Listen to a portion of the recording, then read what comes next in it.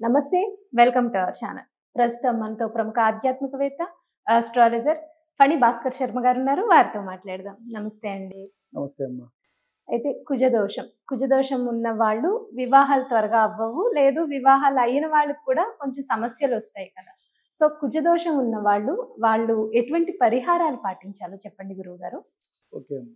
ముఖ్యంగా ఎవరి జన్మ జాతకంలో అయినా సరే, హ్మ్. అంటే మనం జన్మించినప్పుడు ఒక గ్రహస్థితి ఉంటుంది ఎవరికైనా సరే. ఒక వ్యక్తి జన్మించిన సమయానికి అతను ప్లేసు, టైము, డేటు మనం తీసుకున్నట్టయితే వారికి లగ్నం అనేది ఒకటి ఏర్పడుతుంది. మేషం నుంచి మీనం వరకు మనకి 12 రాసులు ఇవే లగ్నాలుగా ఏర్పడతాయి.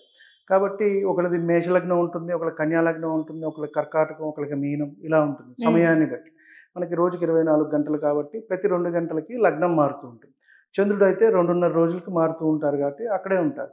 ఒక రాశిలో మనం అనుకున్నట్టు 3 నక్షత్రాలు ఉంటాయి, 9 పాదాలు హ్మ్. ఉంటాయి కాబట్టి అది ఆ సమయాన్ని బట్టి పాదం అనేది మారుతూ ఉంటుంది. ఓకే. ఒక రోజుకి హ్మ్. మనకి నక్షత్రం ఉంటుంది, పాదం మారుతుంది. ఒకళ్ళది ఒకటో పాదం, ఒకటి రెండో పాదం, మూడో పాదం, నాలుగో పాదం, అవునండి. ఇలా వస్తూ ఉంటుంది. హ్మ్. లగ్నం మటుకు ప్రతి 2 గంటలకి మారుతుంది. కాబట్టి దాన్ని బట్టి మనం చూసుకోవాలి. ముఖ్యంగా ఈ కుజుడు ఎక్కడ ఉంటే మనకి ఇబ్బంది పెడుతుంది. హ్మ్. లగ్నం నుంచి వ్యయస్థానం 12 భావాలు ఉన్నాయి మనకి.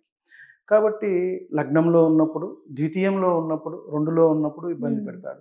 అలాగే 4లో ఉన్నప్పుడు ఇబ్బంది పెడతాడు. సప్తమంలో ఉన్నప్పుడు ఇబ్బంది పెడతాడు. అష్టమంలో ఉన్నప్పుడు ఇబ్బంది పెడతాడు. వ్యయంలో ఉన్నప్పుడు కూడా ఇబ్బంది పెడతాడు. ముఖ్యంగా చూసుకున్నట్టయితే ఈ కుజుడు వచ్చేటప్పటికి వైవాహిక సమస్యలు అనేవి ఎక్కువగా వస్తూ ఉంటాయి. హ్మ్. అలాగే సంతానానికి కావాల్సినవి కూడా శుక్రుడు, కుజుడు కాంబినేషన్ అనేది కూడా మనం చూడాలి. హ్మ్. చూసినప్పుడు వీరికి అంటే ఆడవారికి చూసుకున్నట్టయితే ప్రతి నెల ఋతుక్రమం వస్తుంది కాబట్టి దానికి ముఖ్య కారకుడు కుజుడు. కాబట్టి అది బాగుండాలి అని.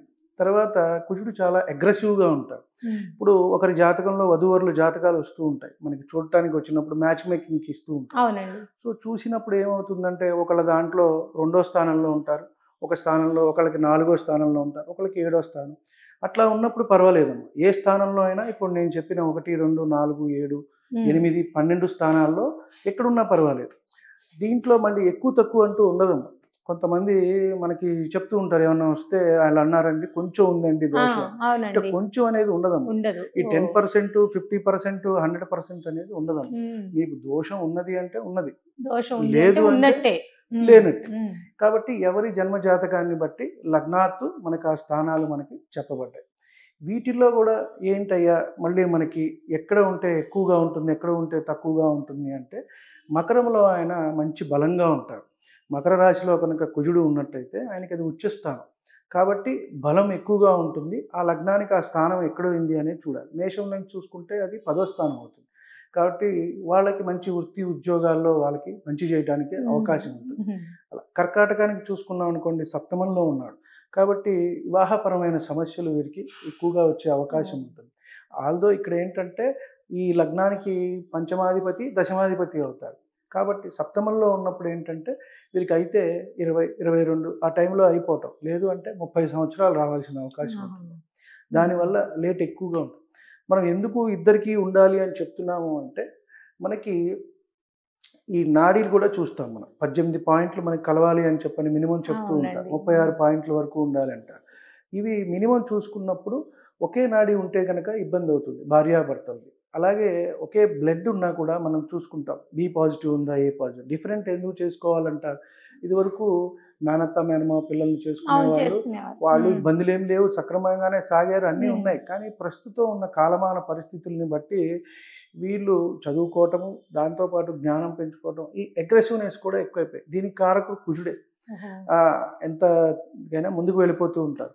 కాబట్టి ఇవి ఇద్దరిలోనూ ఈక్వల్‌గా ఉంటే బావుంటుంది అని చెప్పడం జరుగుతుంది మనకి. కాబట్టి ఒకరికి ఉన్నప్పుడు ఇంకోరికి కూడా ఇచ్చి పెళ్లి ఆ దోషం ఉన్నవారికే ఇచ్చి పెళ్లి చేయటం అనేది మంచిది, ఉత్తమం.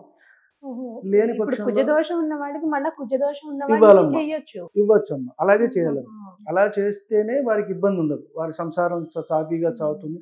సంతానము ఉంటారు. లేకపోతే ఈ కుజదోషం ఉన్నవాళ్ళు అగ్రెసివ్‌గా ఉంటారు. సో, ది దానివల్ల దీనివల్ల వీళ్ళు వీరికి ఆ! వైవాహిక సమస్యలు ఇప్పుడు అర్థమైంది. అడ్జస్ట్‌మెంట్ అయ్యి అండర్‌స్టాండింగ్‌లో ఉంటే వెళ్ళేవారు పర్వాలేదు. తక్కువుంటారు. హ్మ్. హ్మ్. ఇప్పుడు మా ముందు తరం మా అమ్మా నాన్నలు కానీ మా తాతగారు కానివ్వండి, అప్పట్లో ఏంటంటే వన్ మ్యాన్ ఇంట్లో మగవాళ్ళు ఆర్థికంగా ఉండేవాళ్ళు, ఆడవారు ఇంట్లో పనులు చూసుకునేవాళ్ళు. సో ఇవాళ ఇద్దరూ రావడంతో ఇద్దరూ నువ్వంటే నువ్వన్న స్థాయికి వచ్చేస్తున్నావు, ఇద్దరు లక్షల లక్షల ఆదాయం వచ్చేస్తుంది. సో నువ్వంటే నువ్వు అన్న తారతమ్యాలు లేకుండా ఇలా వస్తుంది. అంటే నేను దానికి వ్యతిరేకం కాదు. ఆడవారు చదువుకోవాలి, ఆడవారు ఉద్యోగాలు చేయాలి, వాళ్ళ కాళ్ళ మీద వాళ్ళు నిలబడాలి. ఎందుకంటే కొన్ని జీవితాలు కొన్ని చూసుకున్నట్టయితే మగవారు సరిగా ఉండరు.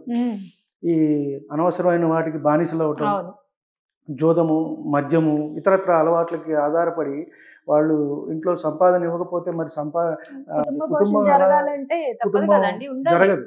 కాబట్టి కుటుంబ పోషణార్థం మరి ఈవిడ వస్తుంది బయటికి. అప్పుడు మరి ఎంత ఆవిడ స్ట్రగుల్ తీసుకుని బయటకు వచ్చి ఉద్యోగం చేసుకుంటూ ఈ పురుష ఆధిక్యత కలిగిన సమాజంలో ఒక ఆడవాళ్ళు బయటకు వచ్చి చేయాలి అంటే అది ఎంతో ఇది ఉండాలి, చాలా ధైర్యం ఉండాలి. కాబట్టి ఉద్యోగం చేయటం అనేది ఇవాళ అందరూ చేసుకోవాలి. పెరిగిన ఖర్చులు, చదువు ఎంత ఖర్చు అయిపోయింది, చాలా ఖర్చు అయిపోయింది.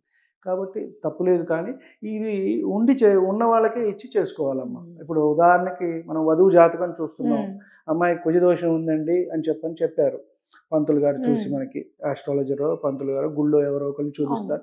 మీ ఇంటి దగ్గర మీకు తెలిసిన వాళ్ళు ఇంటి పురోహితులు ఉంటారు.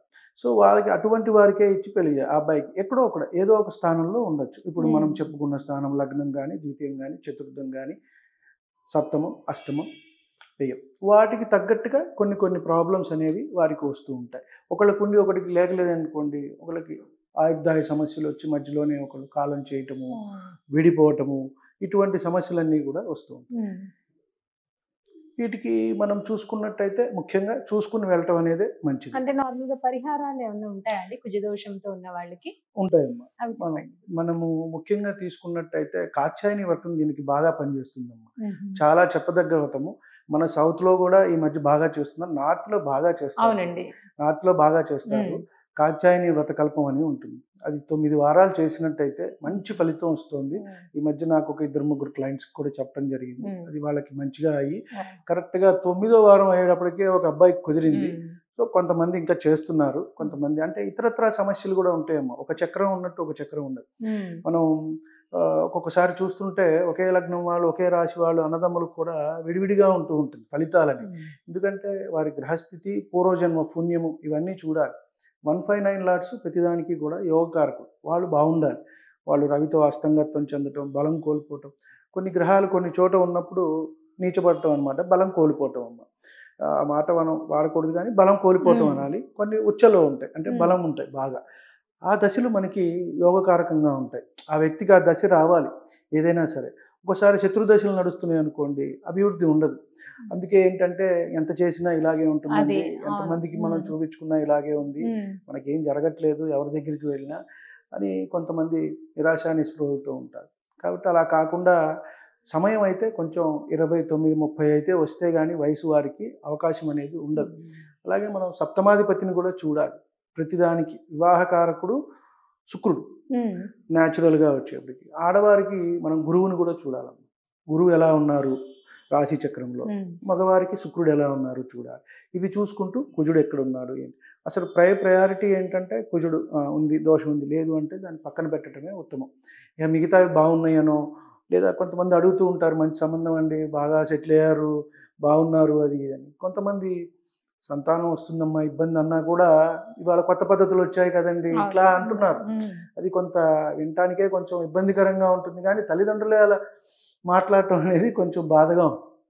కాబట్టి అవన్నీ కొంచెం చూసుకుని ముందుకెళ్ళటం అయితే మంచిది. సంతానపరమైనవి రాకపోవటం, ఆరోగ్య సమస్యలు. ఎందుకంటే జీవితం అనేది ఇద్దరూ కలిసి కొంతకాలం అన్యోన్యతగా ఉండటానికి, మధ్యలోనే బ్రేక్స్ రావటానికి కాదు కదా మనం చేసుకునేది. కాబట్టి అది చూసుకుని వెళ్ళటం అనేది మంచిది. కాత్యాయని వ్రతం అనేది మంచి పరిహారం. లేదు సుబ్రహ్మణ్యేశ్వర స్వామి వారికి పూజ చేసుకోవటం, నరసింహస్వామి వారికి పూజ చేసుకోవటం, ఆ క్షేత్రాల్లో వివాహం చేసుకోవటం, లేదా కళ్యాణం అయిన తర్వాత వధూవరులు అక్కడ స్వామివారికి కళ్యాణం చేయటం. ముఖ్యంగా మనకి 12 నరసింహ క్షేత్రాలు ఇక్కడ కూడా యాదగిరి, ఇట్లా యాదగిరి గుట్ట ఉంది కాబట్టి మంగళగిరి క్షేత్రాలు ఉన్నాయి, అలా చేసుకోవచ్చు. లేదు సుబ్రహ్మణ్యేశ్వర స్వామి వారిది మోపిదేవిలో విశేషంగా జరుగుతాయి కళ్యాణాలు. అక్కడ దర్శనం చేసుకుని చక్కగా స్వామివారికి మనం కోరుకుంటే సత్సంతానం కూడా కలుగుతుంది. వివాహం అయిన తర్వాత కొంతమందికి సంతానపరమైన ఇబ్బందులు ఉంటాయి. కాబట్టి మనం మళ్ళీ అక్కడ ఆ స్థానం ఏమిటి, అందుకనే మనం ఒక ఒకళ్ళ జాతకాలు చూసేటప్పుడు లగ్నము, ద్వితీయము, పంచమం ఉమ్, వాళ్ళిద్దరి మధ్య ప్రేమ ఎలా ఉంటుంది, అన్యోన్యతగా ఉంటారా లేదా అని పంచమం, సంతానం ఇది కూడా పంచమమే చూడాలి మనం. ప్లస్ సప్తమం ఒకరి నుంచి ఒకరికి, అష్టమం ఆయుర్దాయం, భాగ్యం 9. అంటే మీరు వచ్చిన వేళా విశేషం బాగుందండి అంటారు చూడండి కొంతమంది. అవును. ఉమ్, అమ్మాయి వచ్చిందిరా, వీడికి బాగా కలిసి అవును వచ్చింది, అంటారండి. వీడు ఇల్లు అవును. కొన్నాడు, వాహనం కొన్నాడు అంటారు. కొంతమందికి అలా ఉంటుందండి. నిజమే, మంచి జరుగుతుంది, ఉమ్. ఎటువంటి ఇబ్బంది ఉండదు. చక్కగా కాత్యాయని వ్రతం చేసుకున్నట్టయితే, మనం 9 మంగళవారాలు చేసుకున్నట్టయితే మంచి జరుగుతుంది. రైట్ అండి. చక్కగా కుజదోషంతో వివాహాలు ఆలస్యం అయ్యేవాళ్ళు కానీ, వివాహ సమస్యలు ఉన్నవాళ్ళు కానీ ఎటువంటి పరిహారాలు పాటించాలి అనేది చాలా చక్కగా వివరించారు గురువుగారు. ధన్యవాదాలండి. నమస్తే.